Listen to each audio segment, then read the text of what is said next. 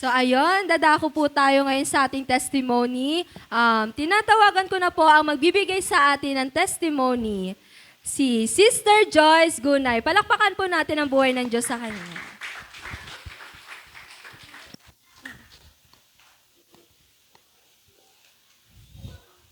Magandang tanghali po sa ating lahat. At ako po ay naatasan. At alam ko naman na ito talaga Lord, na magbigay tayo ng testimony sa lahat para marinig ng lahat ng nations. So, ako po ay kwento ko lang po yung dati kong buhay bago ko nakilala si Kristo. Dati po akong mahiyain at hindi ako nakakatayo sa harap ng maraming tao. At maraming beses na may nagsasabing, tumayo ka, marunong ka namang kumanta, marunong ka din humawak ng instrumento. Pero laging nasa isip ko, nasa utak ko na hindi ko kaya. At wala akong karapatan na humarap sa ibang tao kasi laging nasa isip ko yung judgment ng ibang tao. At bukod doon, hindi lang ako mahiyain. Palaisip din ako. Sobrang advance ako mag-isip na bago ko makilala ang Kristo, dati meron akong malaking problema. Meron din akong anxiety and parang depression na din siya. At lagi kong iniisip na mawala na lang kaya ako sa mundo. Yun. Tapos dumating sa buhay ko, nagkaroon ako ng problema kasi nung bata ako, wala naman akong problema eh. Wala akong iniisip. Magulang ko, napag-aral ako sa financial, kaya nila akong pag-aralin. Nandito ngayon yung tita ko. Hindi alam ni tita to. Pero,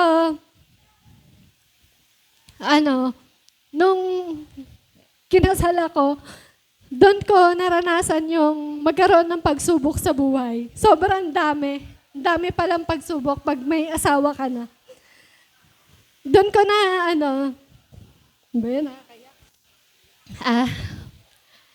dati ako nakatira sa may Del Mundo. Kapag may problema ako, ang ginagawa ko, naglalayas ng bahay. Sino nakakaalam ng lugar ng Del Mundo? Di ba may simbahan po doon? Yan, naglalakad ako kahit alas 12 na madaling araw. At alauna, ganyan. Kapag sinumpong talaga ako sa sobrang pag-iisip, lumalayas ako ng bahay, naglalakad ako, diretso doon sa harap ng simbahan. Sarado na yung simbahan. Umuupo ako doon sa harapan ng simbahan, tapos nagpe-pray ako doon. Pero nag-church na ako dito. Ang isa, nandito yung nag-invite sa akin na si Sis Ana, nandun siya. Dati ko siyang katrabaho sa kartunan. So, sa office kami parehas, pero sister company siya, nagwo-work. So, parehas kami may hawak accounting din. So, doon kami nagkakilala. So, matagal din kami magkatrabaho. At yun yung time na nagbe-business na rin kami. Uso kasi yung networking. Yan. So, nagpi-fishing kami ng mga tao para magka-income. So, yun lang. Tapos, nauso yung business namin. Lagi kami doon sa bahay nila. Tapos, laging invite sa akin, siguro way back 2017. Yan, 2017, na-invite ako. First invitation niya sa akin, punta tayo sa church. May lechon doon, anniversary namin. Dahil mga mukhang lechon. Ayan. At naman, pumunta kami. Kasama ko yung mga business partner namin, punta kami dito. Yan, kami, every Sunday nag-worship naman kami. Tapos, si Pastor Bebot, lagi ko siya nakakasalubong dito sa hallway na to. Pag uwi, Amen. Pag uwian na, sabi sa amin, sa sunod na linggo, pumunta kayo, sabi niya. Tango lang ako ng tango. Sa sunod na taon na naman, anniversary na naman. Sabi ni Sis Ana, Sis Joyce, punta tayo sa church, sa darating na linggo, anniversary namin, may lechon. Yun ay, kaya paga yung lechon, yun talaga yung nagkakapag-invite sa amin. So punta na naman kami, 2018 na po yun. So 2019, ganun ulit, pag yun yung senaryo, paglabas namin dito lagi kaming sinasalubong ni Pastor. At hindi nagbabago yung sinasabi sa amin. Sa susunod po na linggo, pumunta po kayo. So hindi alam siguro ni Pastor Bebot, hindi ko siya nakakalimutan yung mga invitation niya sa akin. Ang lagi ko lang sagot, tango lang akong tango. Tapos, sunod na taon, 2019. Ganon ulit yung invite ni Sis Ana. Punta kayo sa church, may lechon anniversary namin. Yun ulit yung sinabi. Tapos after nun, ganon ulit, pagtapos ng simba, salubong ulit kami ni Pastor Bebot, ganon ulit yung sinabi sa amin. Punta kayo sa sunod na linggo, mag-church kayo, sabi niya. Mag-church kayo. Tapos, sige po, yun yung sinagot ko. Tapos sumunod na linggo, sabi ko, linggo na, naalala ko yung sinabi ng pastor, mag-church daw ako. Tapos, nakakahiya kasi lagi na lang kapag pumupunta ako doon, may lechon. Kundi kaya anniversary, nagpupunta lang kami doon.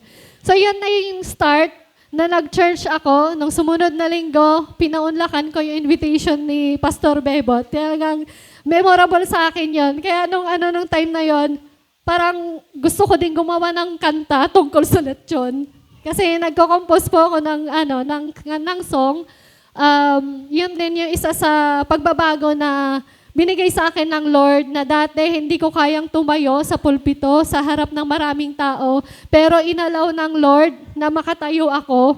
At yun yung ang daming changes simula nung makilala ko ang Christ sa buhay ko. So, di ba March po ang anniversary, dumating ng November 19, 2019, November 16 pala, 2019, nagpa-water baptism po kami dito sa church na to, yung maliit na ganon, drum ba tawag doon pero sementado.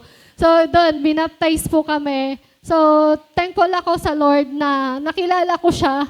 At nung time na yon, yung lagi akong umiiyak, sabi ko dati, na gusto ko na sana may dumaan truck, masagasahan ako. Ganon, yung talaga sobrang negative yung yung isip ko na advance, tapos ganito, marami kayang iiyak, marami kayang malulungkot kapag nawala ako. Pero yun yung unti-unting binago sa akin ng Lord.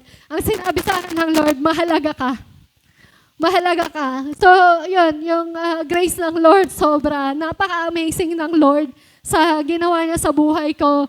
Ngayon, nakakatayo na ako sa pulpito, nakakaharap na ako sa inyo. Dati, kailangan itulak pa talaga ako para mapunta sa harap ng ibang tao. Pero ngayon, si Lord na yung nauna sa akin. Sumusunod na lang ako sa Kanya. So, yun yung napakabuti ng Lord sa buhay ko. Although maraming mga challenges, ang sabi naman ng Lord, sa harap kayo sa maraming pagsubok, maging handa kayo. So, napakabuti talaga ng Lord sa buhay ko. Yung mindset ko na sobrang negative, binago ng Lord. Ngayon, ako na yung nagsasabi, dati, naririnig ko lang kwento-kwento sa ibang tao, pero ako na yung nag-a-advise, si Auntie Heidi, alam niya yon na pag may problema siya, wag chat yan sa akin. Ako na magsasabi sa kanya, ganito Auntie, pray lang tayo, ganyan. So, salamat sa tita ko din na siya yung isa sa una ka ding nasharean sa family po namin. So, thankful ako kay Auntie Heidi na nandito siya ngayon. At feel ko na talaga na nasa kanya din ang Lord sa buhay namin. Papasalamat ako sa Lord na napakarami niyang binago sa aking buhay. At ngayon, kasama na ako sa worship team na dati, nagmamasid lang, nag-o-observe lang ako pag tuwing practice. Doon ako nag-umpisa. Sabi ni Sis Ana, ang dami namin memory natin, Sis Ana pero ate ko yan. Sabi niya, sige tara, ano ka lang, observe ka lang. Umpisa, back up lang ako. Ay, gusto ko lang mag-back up. Pero nagpapasalamat ako sa Lord na hindi lang pala yun yung plano niya sa akin. So, gusto din pala niya akong patugtugin dito sa pulpito. So, yung talent na binigay sa akin ng Lord, gusto din niya gamitin ko. So, yun ang mga changes sa buhay ko. Yung talent ko na laging nakatago dati, ngayon nagagamit ko na para sa Panginoon. At marami din mga changes sa buhay na hindi ko na inaasahan. Maraming mga answered prayer na sinagot ng Panginoon sa buhay namin. Yung makasama ko ang asawa ko sa pag-church. So, consistent na po siya nakakapag-church simula nung January. Though last year talaga, hirap na hirap ko siyang dalahin dito sa church. Pero thankful ako na ang Lord, hinipo din niya yung puso ng asawa ko at kasama na rin siya para doon siya naka-assign, pero late siya ngayon. Pero parating na po siya. At I know marami pang gagawin ang Diyos sa buhay namin mag-asawa. At alam ko sa lahat ng tao nakapaligid din sa akin, alam ko marami din ang gagawin ng Lord sa buhay natin. So thankful ako na nakilala ko ang Lord. Thankful ako na binago ako ng Lord. Mindset ko, yung puso ko, unti-unting binabago ng Lord sa buhay ko. Maraming salamat, sa Diyos lamang ang purihan. Yan, talagang napakabuti ng Panginoon sa buhay nating kapatid. Kasi talagang from nothing to everything, to amaze kasi sobrang pinakita ng Panginoon yung amazing love niya kay Sister Joy.